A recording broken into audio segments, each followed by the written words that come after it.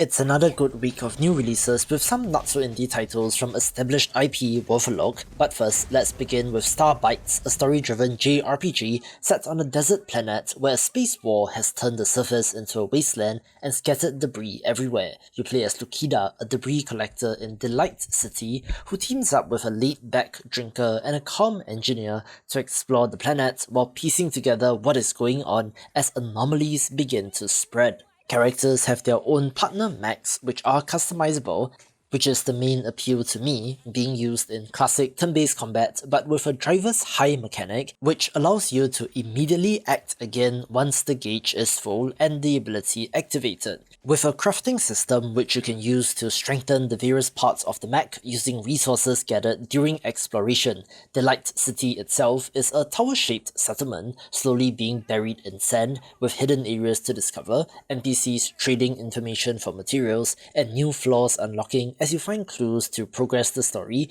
looking to have quite the intriguing world building and will be for fans of the genre. You play as a prisoner sentenced to explore a derelict megastructure deep beneath the surface of a mimic moon in Lunar Abyss, a first-person bullet hell shooter with fluid platforming that does have one of the most intriguing settings and setups. Your task is to recover forgotten technology from inside the abyss and the lost colony it consumed, with every move overseen by your artificial prison guard Aelin watching from above. The centuries-old ruins are alive with maddening echoes from the once prosperous city of Greymont, which has succumbed to the scourge as you sprint, jump and dash through the brutalist alien megastructure, facing corrupted souls and twisted cosmic horrors. It has a similar vibe to games like Returnal or Saros, but in first person, looking pretty impressive as well, so FPS fans, this one's for you. From legendary adventure game developer Amanita Design, who made games like Machinarium, Creeks, Chucho, and Samaros, comes Phonopolis,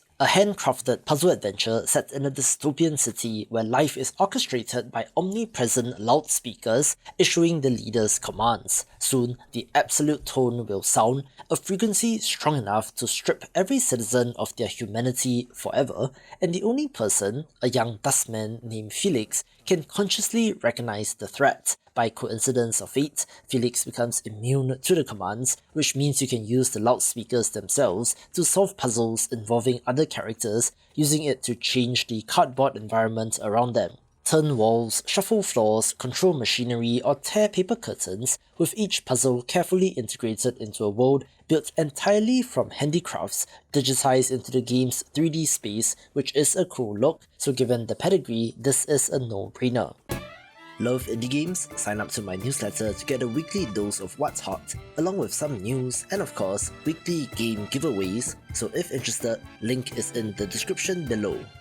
Bubsy 4D actually looks pretty good, a new entry for the infamous quippy mascot platformer, but is being made by indie developer Fabras, who is known for their 3D platformers like Demon's Turf and Demon's Tide. The Woolies stole every sheep on Earth, but the sheep then overthrew their captors and returned as deadly bar bots empowered by Woolly technology, and now they're after Bubsy's most prized possession, the Golden Fleece. With his motley crew of acquaintances backing him up, Bubsy leaps, glides, claws up walls, and pounces off enemies across alien planets, also puffing up into a brand new hairball form that lets him roll at blistering speeds. The expressive moveset should be fun to master, alongside additional incentives like hidden blueprints in each level, unlocking new moves and upgrades in addition to the core platforming challenge. It will also have time trials feeding into online leaderboards where you race against ghost data from other players, so yes, while the reputation of the series might not be the best, this new entry might just prove everyone wrong.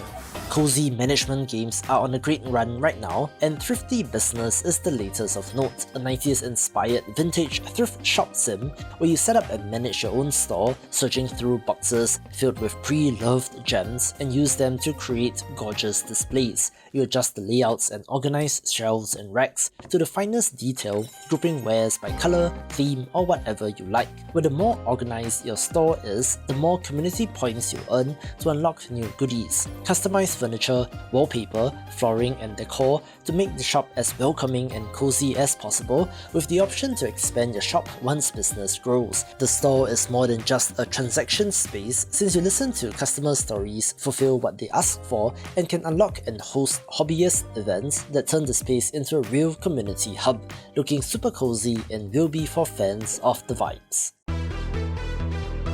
Other games begin with Blood High, a classically designed FPS where you play as a vampire whose head and body are separated, which means that your blood keeps draining away and the only way to stay alive is by hunting down enemies and absorbing the blood from their fallen bodies. Your HP gradually decreases over time, so the entire game becomes a momentum loop of staying in motion and chaining kills before you bleed out, with executions where you literally throw your head at enemies to finish them off and instantly regain HP. Push your HP over the maximum as you enter Blood High mode, where you go berserk and revel in absurd speed across non-stop blood-soaked battles, reminding me a little bit of Mullet's Mad Jack with a similar kind of timer on your health. In a universe where life's moments are extracted from mortals and turned into sentient books for consumption by higher beings, a lowly librarian and a book without a moment of its own gets coerced into solving the mystery of a missing god.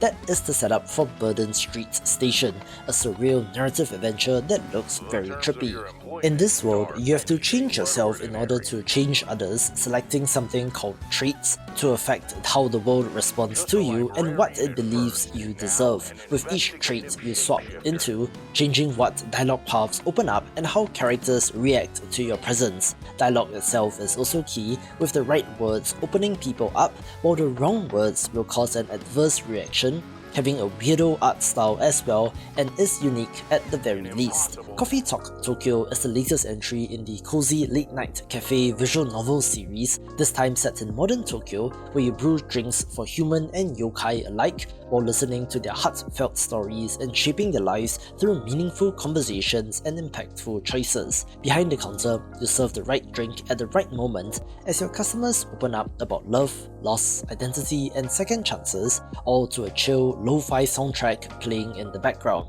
Dialogue choices influence character outcomes, also adding an in-game social network called Tomodachio, where you can continue to interact with your customers outside of the cafe, with features like hashtags allowing you to discover new characters and to unlock more story content. The Tokyo setting gives the series a refresh while still retaining its modern-day city, but with fantasy creatures set up, where it should also be noted that developer Chorus Worldwide is taking lead on this project instead of original developer Toge Productions, although it was still made in close collaboration. 20 years plus after the original Corsairs launch, we're getting Corsairs Battle of the Caribbean, a strategy game that sees the return of the world of buccaneering, but with a modern coat of paint and still retaining the tactical naval combat as the core of the game. You pick one of 5 colonial powers, France, Denmark, Spain, Britain or the Netherlands, and fight for supremacy across the Caribbean while commanding a fleet of 12 distinct ship types in tactical battles, where positioning, ship stats and the choice of ammunition type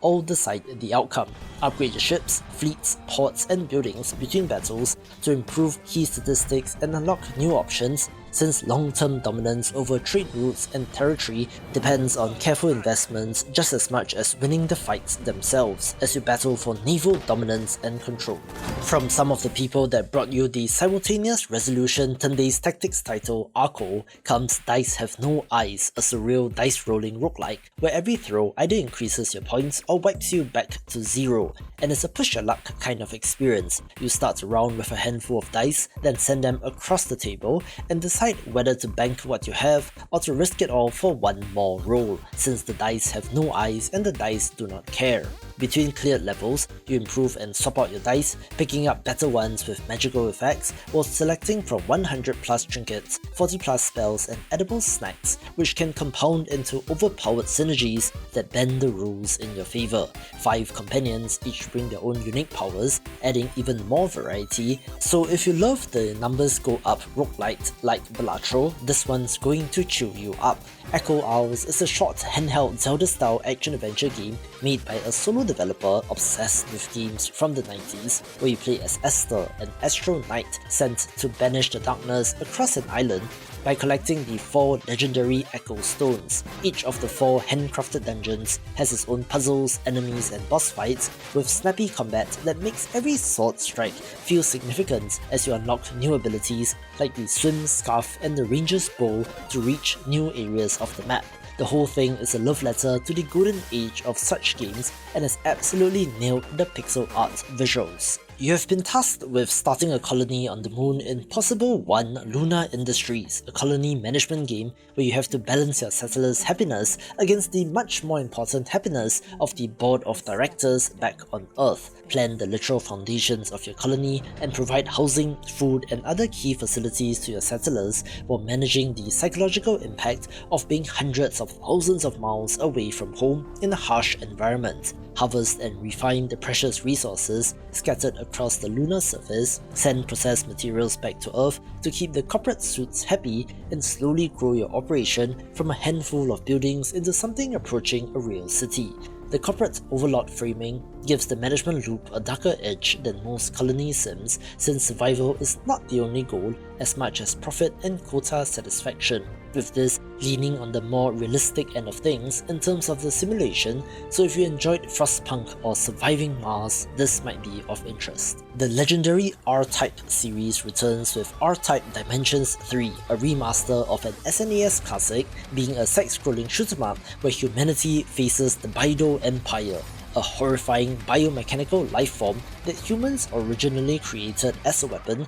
before the experiment spiraled out of control. After multiple wars and near extinction events, the Baido return stronger, more adaptive and more aggressive, so the Earth Space Corps deploys a new R-90 Ragnarok fighter to push back through hostile zones that warp between normal space and the twisted Baido dimension. Your mission is to fight deep into enemy territory, dismantle the Baido's core networks, and ultimately destroy the heart of the Empire before it engulfs humanity completely, where I have a soft spot for this genre, so it gets a mention. Horror simulation games continue their run with Retail Hell, a psychological horror job simulator where you clock in at the only convenience store in the void between life and death and try to pay off your debt to faceless management before the store goes under and takes your soul with it. As an overworked clerk stuck in a literal dead-end job, you keep the coffee brewing, make hot dogs, maintain the machinery, and keep the store tidy while attending to the requests of supernatural customers. Some customers are friendly enough,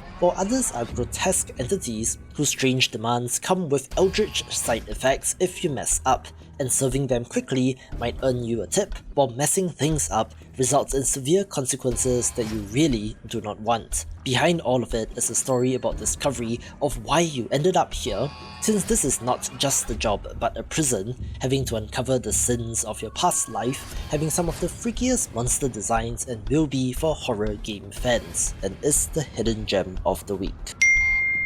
You play as Mittens, the world's greatest and most literal cat burglar in Schrodinger's Cat Burglar, a puzzle game where botched heist leaves her caught in a quantum experiment and accidentally gifted with the power of superposition. At the press of a button, Mittens can split into 2 cats, each individually controllable to solve puzzles, dodge security, and cause trouble across a secretive research facility. The quantum superstate obeys Heisenberg's uncertainty principle, so when nobody's observing, Mittens could be in either location, but the moment someone watches, your location collapses to where you are observed. Use this to advantage to pass through doors that could theoretically have been opened, and to find secrets as well, looking quite cleverly made. I mentioned that I have a soft spot for shoot-em-ups, and another of interest is Shikhondo Blue Pieta, in which you hunt down yokai and is the latest in the series of Shikhondo games. Apparently, this is Act 2, but is the 3rd entry in the series,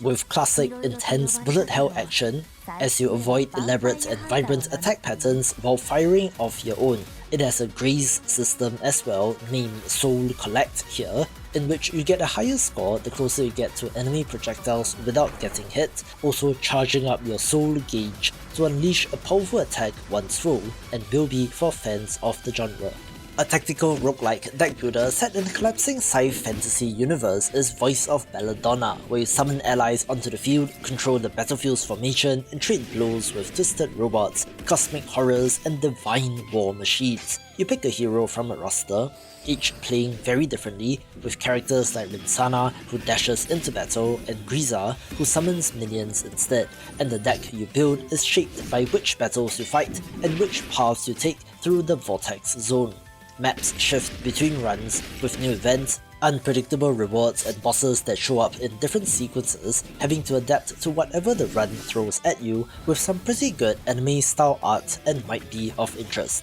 A cozy puzzle adventure game is Walk the Frog, one that has a simple drag-and-drop interface, where you assemble Froggle's world on sticky notes to help him get back home for the Froggerpalooza Festival. Each level hands you an assortment of hand-drawn sticky notes that you have to piece together correctly to create a path forward, where the puzzles are supposed to be intuitive enough not to get in the way of the story. Froggle only wants to be back home at his pond with his friend Buddy in time to celebrate the start of spring, but along his path he meets funny, sassy, and quirky characters who want his time and attention before they let him pass. There's no stress, no timers, and no fail states, allowing you to tinker and puzzle out the solution as needed, being very charming and adorable. This one's for indie game developers. The free indie game marketing resources are ready, so sign up via the link in the description below to get it in your mailbox. From the minds behind Thief and Deus Ex comes Thick as Thieves, a stealth heist game set in an alternate history 1910s Scottish city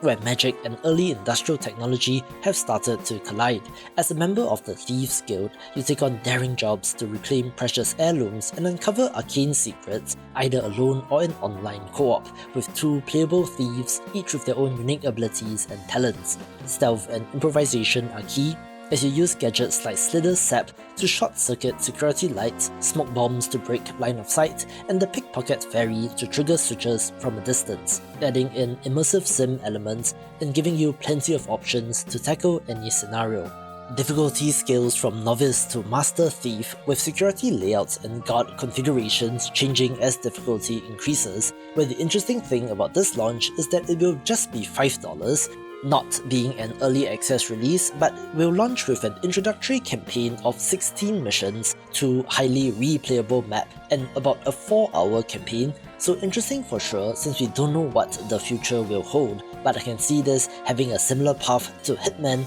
World of Assassination in terms of release. Rune Dice is a strategy roguelite which has demoed very well, with the common reaction being how satisfying it is since you launch dice across a battlefield with physics, and matching dice that land near each other fuse into stronger versions that can hunt down more matches to set off massive combos. Every throw is a placement decision, since one well-aimed die can wipe out the entire board, converting that into powerful attacks against your enemies, or it could be also used to set up combos for 3 turns ahead, so plenty of strategy to this game. 8 unique character classes, each bring their own dice and powers, from rogue to mage to warrior, and then each class also has multiple heroes for even more variety, with progression in the form of leveling up, completing objectives, and steady unlocks after every run, with awesome pixel art and could be the next big hit. Zero Parades for Dead Spies is technically from the developer of the critically acclaimed narrative CRPG Disco Elysium,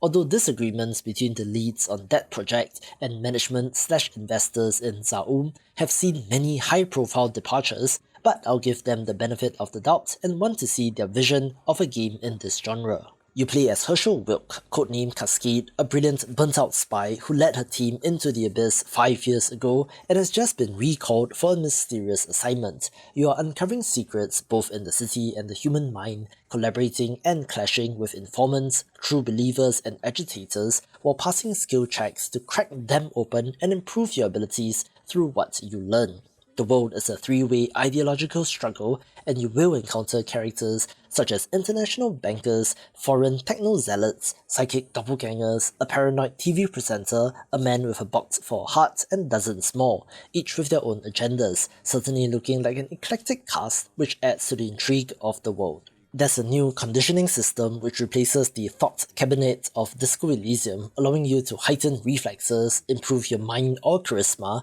letting you shape the character as you go, each opening up more possibilities down the line, so let's see how this does. Deep Rock Galactic Rogue Core is the roguelite spin-off of Deep Rock Galactic, where you and your team start each mission with only a pickaxe and slowly build up powers, weapons and abilities cooperatively as the run goes on. The setup is that all mining operations on the planets of Hoxus have gone dark after a transient disturbance called the Grey Out cut off contact with the dig site, and conventional measures cannot punch through, so the company is sending in the Reclaimers, an elite security force specializing in missions exactly like this. The Grey Out barrier disables most of your tech on contact, conveniently explaining why everything resets at the start of every run, with roguelite randomization adding replayability. Craft enhancements by harvesting the wonder mineral Expedite, then work as a team to put together the most powerful builds you can,